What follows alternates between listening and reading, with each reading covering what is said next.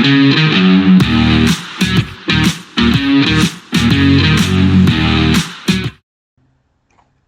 welcome back to the Supercoach Nuff channel. In this video we're going to review round 13 of the 2025 AFL Supercoach season. So what I thought was a pretty average week ended up being okay actually. I scored a 1960 in the end, which was good enough for the top 20% or 19% of the round. Did see a green arrow overall too, so obviously I'm a fair way back, so it's nothing to cheer about, but we'll take what we can get. If we have a look at the team, so I think it was a bit of a rough week in the end. We only got 19 plays, so Clark was on the bye. We just traded him in because Gray was a scratch, so just helps to see where the team is a little bit better. But Harry Sheasel was great with a 137, so nice to see him bounce back. Matt Roberts was a late out, and then I guess the double sting of him being out meant Riley Bice actually played pretty well, and we traded him out this week, so probably wasn't quite on top of that, but that's fine. Fryer was okay with a 91. You know, if we can get that from him for the rest of the year, we'll probably take it. Carroll with a 30, so obviously this is the one we really need to upgrade. But Clark was quite good with the 71, so making a bit of cash, and there's hope for our defence yet. In the midfield, we had Bont with a 101, so you know we'll take a ton. Brayshaw was another one we brought in with, I think Gross missed the team, so just made sense to use him as our loop. Butters with a 143, so a really nice pod in that sense. But I think a lot of people are going to target him this week. Break even of 90, so this is probably as cheap as he's going to get. We paid a little bit more, but you know it's all good. Zach Merritt with an 81, so sort of has a bit of a role change since we brought him in, which was unfortunate. Dacos with a 95, so he was struggling, copped a hard tag from what I saw in the news updates to Savo, but must have had a big last quarter, so got himself to 95, which was nice. Caldwell with 102, so for his price, that is great scoring. Oliver with an even 100, so he was the opposite. He started on fire and then must have just sort of come back to the pack towards the end. Lindsay with a 19, not sure what happened there, but I think this is his time to go. Tristan Cherry with a 153, so we obviously took that as our VC. Great score there. Max Gawn with a 131, so you know the top two rucks, outstanding. In our forward line, Bailey Smith was another late scratch, so has been carrying a bit of an injury, so we'll cop that this week. Nick Martin with a 112, you know he's been a really great buy for us. Daniel with a 124, so you know massive work from all the Roos. Admittedly, they were playing West Coast, so you know, but you've got to have them in the team to get the score. Ashcroft with a 66, so he was another one who was struggling early and then must have found a little bit late. But I think it was pretty wet in Adelaide too, so probably a forgive. Elijah Hewitt with an 85, so great return for him. Reset his cash gen a bit, break even at 14 this week, so we'll hang on to him just a little bit longer. Kako with a 39, so probably one we use on our bench just in case of emergency, but yeah, he really hasn't done a lot for us this year. And then Tom DeConning. So originally I talked about bringing Pedler in and, you know, looking to go big in the upgrades this week, but, you know, I just thought I'm that far back. You've got to roll the dice. Heard that a few people were bringing in TDK because he has a pretty decent run. So I thought I'd go with it, and he repaid me to the tune of a 146. So pretty happy with that move, particularly Pedler only scored about a 37. Didn't make that much cash after all. So in terms of the head-to-head this week, so I guess this was part of the reason why I didn't think 1960 was that good. Got absolutely pumped by Jason's Raiders to the tune of 250 points. So 22-17, which was actually just a monster score. Just I haven't actually looked at the other scores, but that's far and away the best score this week. So guess it was just well done to you, Jace, and just unlucky I was head to head this week. But looking through, Bailey Dale 118, Dunkley 120, Holmes 152, Rowell turned up, Tommy Green a 140, Connor Rosie went well, Chera turned up, so that's one I really regret trading out. Even 79 for Flynn against Cherry, pretty good. I think 75 for Anderson was his lowest score too, and I've got 1, 2, 3 scores, 4 scores below that, and 2 of them well below that. So just looking through, like, had 18, pretty well guns in the team, and still had Ashcroft, Clark dropped off. So just well done, Jace, this week. That is a cracking score. Don't have to really look too far elsewhere because I think the next best was 2082. So we'll have a look at some other players that went well this week. We probably featured a lot of them in Jason's team, but Grundy with 155 was massive going into the bye. Jeremy Howe today with a 155, cheapish defender, but only averaging 82. Sam Taylor, another defender who is averaging well below his 147 this week. Nick Blakey went well. So a lot of defenders in that mid-price zone. McKercher, another one who did well against West Coast. Tommy Atkins, 145 is interesting. Fort and Meek both went pretty well in the ruck this week. O'Connor and Bergman, again, looking at the averages, don't think so. So you can see lots of guys averaging quite low did well. Presti is an interesting one. Next week, coming off the bye on the bubble, 426k, but is a bit of an injury risk. Something we don't need to really think about straight away, which is nice. And the other one, I don't know if he'll feature here because I don't think he was that high up on the list, but we'll scroll down a bit. So Sheldrick, for those who bought him in, a 109. That's amazing score to get.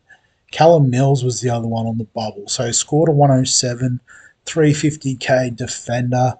So I think, he is a massive target next week for our defence. I probably missed a few trying to find Callum Mills there. Might just go straight to the break-evens, see if there's any other shiny objects. So Zach Johnson's probably cheapie of the week with an 84 this week. So break-even of negative 65.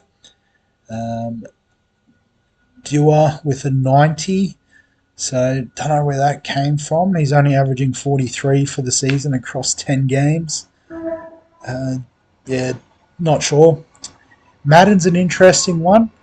81 in his first game in the ruck. If he gets another game this week, I think, what's this week? Round 14.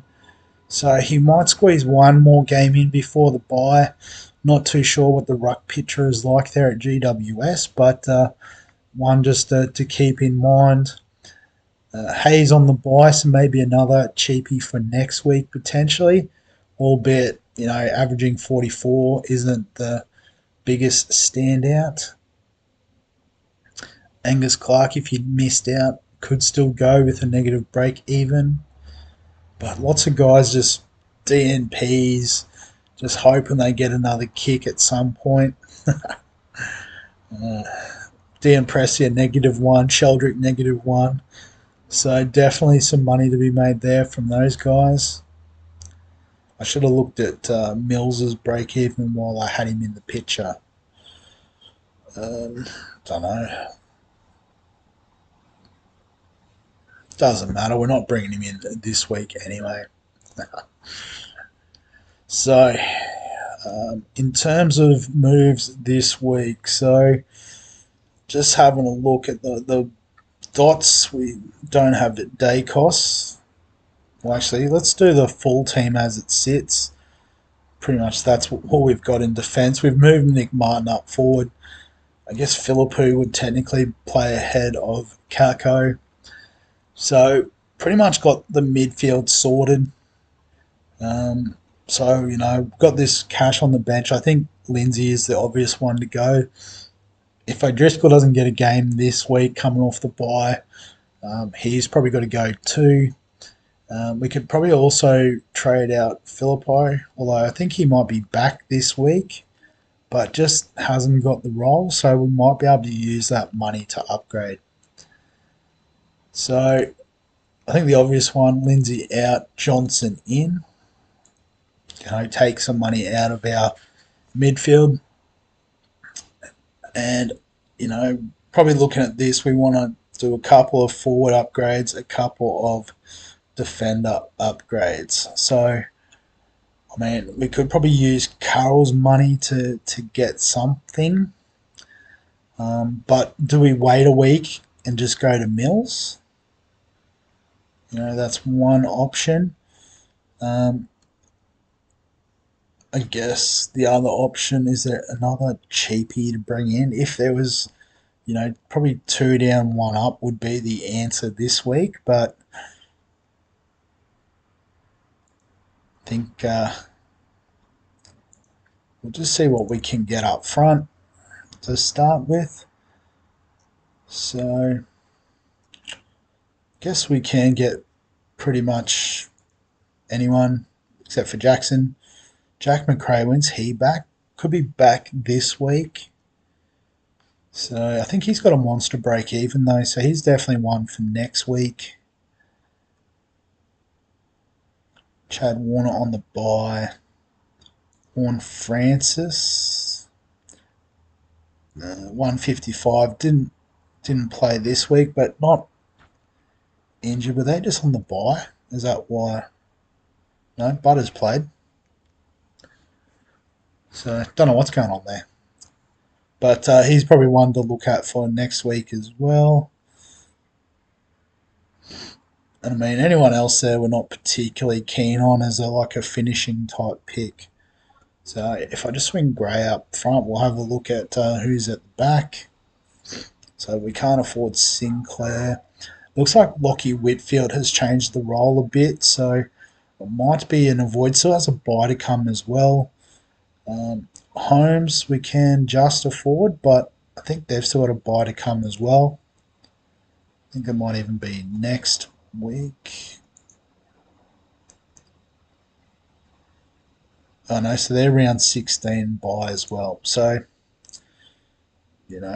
Dale, we could get Dale right on the nut and have $0 in the bank. That's always nice. And I'll just push Gray back there.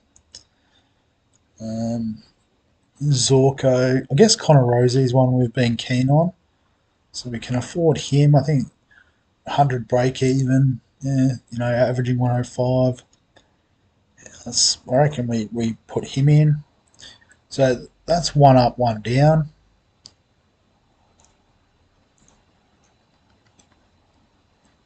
So we switch Carroll onto the bench. So basically the plan will be to try and upgrade Carroll next week. We may have to use O'Driscoll's money.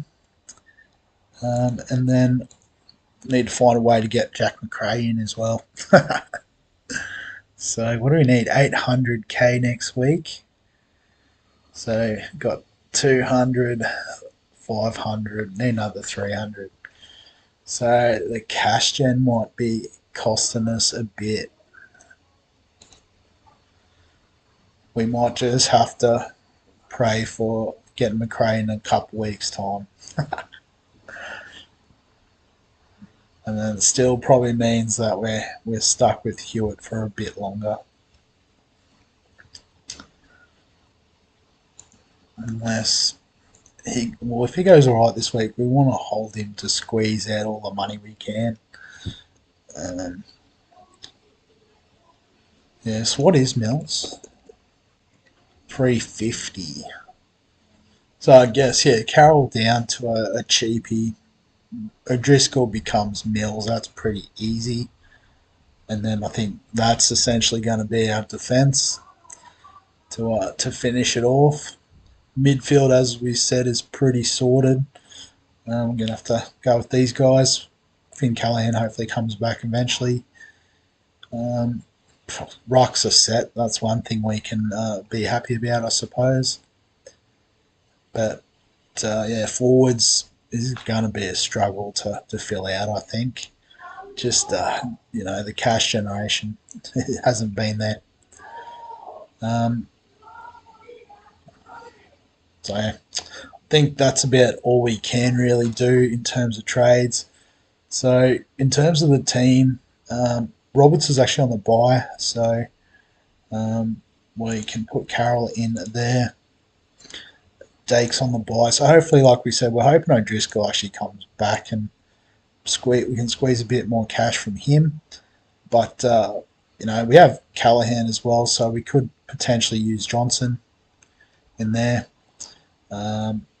Gray's on the bye anyway. Simpson's injured, so that's the forward line, and the rucks are all pretty set.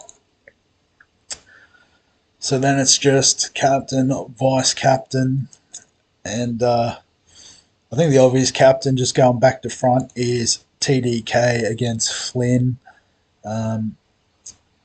Port and Melbourne, I guess because Melbourne have just played, maybe is why that's not a go. Because, Gawn would be nice to include, but that's a bit too soon for me to be able to pull that off, I reckon. So elsewhere, the Dogs against the Saints at Marvel. How does Bont go at Marvel? I'm not an expert on the Bont, but we'll have a look at the venue. At Marvel, averages 111, which is one of the higher ones. Gabba, that's a juicy average. Adelaide Oval, he carves up as well. So I guess it's because he plays most of his games there. He's got the 14, but got the 186 as well. So yeah, so maybe that's just the easy one. Bont into TDK. Just have a quick look at the other matchups. So I guess Butters is against Melbourne. So that's, Oliver's included there. Brayshaw against North. So maybe Andy could do a bit. Just realising it's a North game over in Perth. So, that could really work out well for Freo. Maybe Brayshaw. I don't know. Bont or Brayshaw as VC, TDK as captain. Won't make judgment just yet. We'll see what the experts have to say. And but just looking at this, it's probably a slightly stronger lineup this week. Well, it's pretty much the same defence, just Rose E boosts the defence. Forward line's not really any different.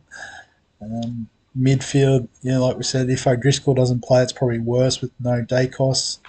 Actually, probably need Callahan to cover Dacos, but Brayshaw comes back. So, we're slowly piecing it together. We're probably just going to run out of trades, run out of cash, run out of cares. But I think we'll wrap the video up there. So as always, if you've got any questions, comments, thoughts, feel free to add them below this video. Give us a like if you enjoy the AFL content. Subscribe for all the fantasy sports content on the channel. And other than that, we'll catch you in the next one.